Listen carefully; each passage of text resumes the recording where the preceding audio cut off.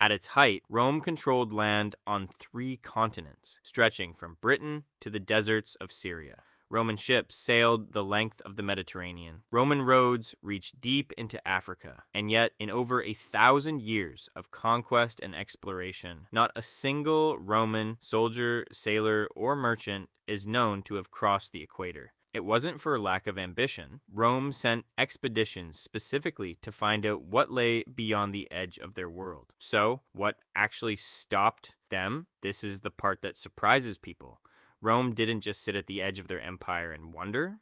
Roman writers describe real expeditions sent specifically to explore how far south the world went. The general Cornelius Balbus led a Roman force deep into the Sahara around 19 BC, reportedly reaching as far as the Garamantes kingdom in modern Libya. Genuinely impressive penetration into unmapped desert. Roman geographers also wrote about expeditions probing toward the sources of the Nile, trying to understand where Africa's great river actually began. Rome had real curiosity about the wider world. Merchants traded as far as India, and Roman goods have been found as far away as Vietnam. This wasn't a civilization uninterested in what lay beyond its borders. It was a civilization that kept running into walls it couldn't get past. Before Rome could even think about the equator, they had to get through the Sahara. And the Sahara alone was close to impossible with the technology they had.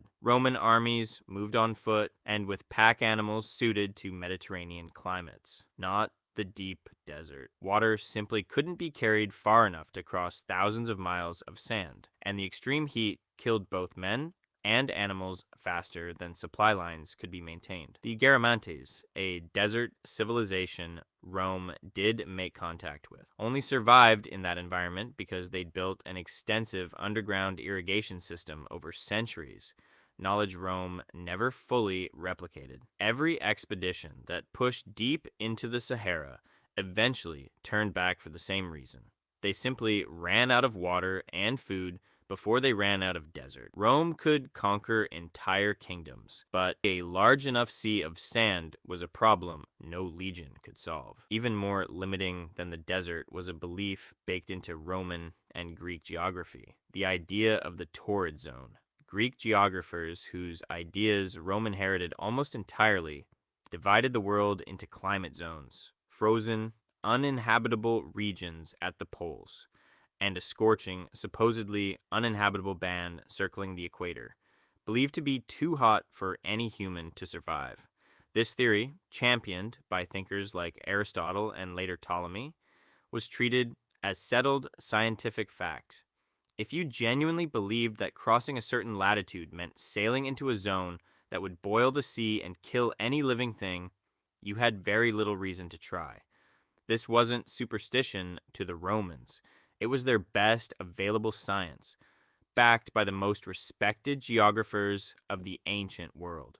And it was completely wrong. This is one of the more sobering lessons in this story. An entire empire's exploration was limited not by inability, but by a confident, authoritative, and totally incorrect scientific consensus that nobody in a position of power had reason to question. Even without the torrid zone belief, Rome's ships had a real, practical problem. They weren't designed for the kind of open ocean travel that reaching the equator by sea would require. Roman vessels were built primarily for the Mediterranean, a relatively calm, enclosed sea where sailors could navigate by hugging coastlines and using landmarks.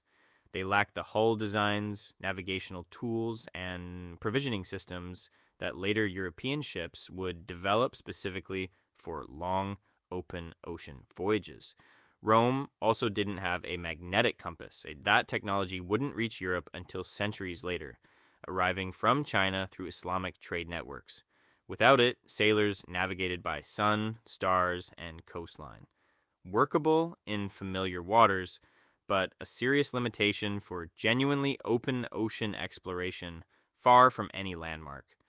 Roman trade with East Africa and India did exist, but even those routes followed known monsoon wind patterns and hugged coastlines. Nobody was pushing blindly into open, unknown ocean toward the equator, because the ships and tools to survive that kind of voyage simply didn't exist yet. Here's what's genuinely impressive, though. Rome's geographers understood the equator existed as a real, calculable line. They just had no way to reach it.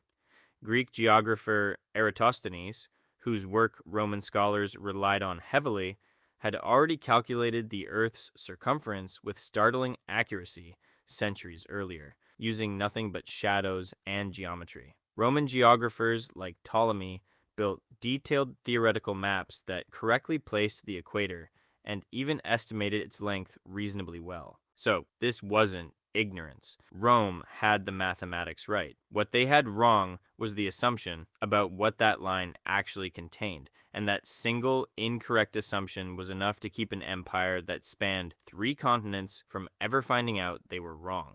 It would take well over 1,000 years and an entirely different set of tools before anyone actually crossed the equator and lived to describe it. Portuguese sailors in the 1400s, equipped with the magnetic compass, improved ship designs, and centuries of accumulated navigational knowledge, gradually worked their way down the West African coast and crossed the equator without the sea boiling, without anyone bursting into flame, disproving a belief that had stood essentially unchallenged since Aristotle. It's a genuinely striking detail. The barrier that stopped an empire as powerful and curious as Rome wasn't a wall, a monster, or an unconquerable enemy. It was a wrong idea, confidently held by the smartest people of their time, that nobody had the tools to test until over a millennium later. So why could Romans never cross the equator?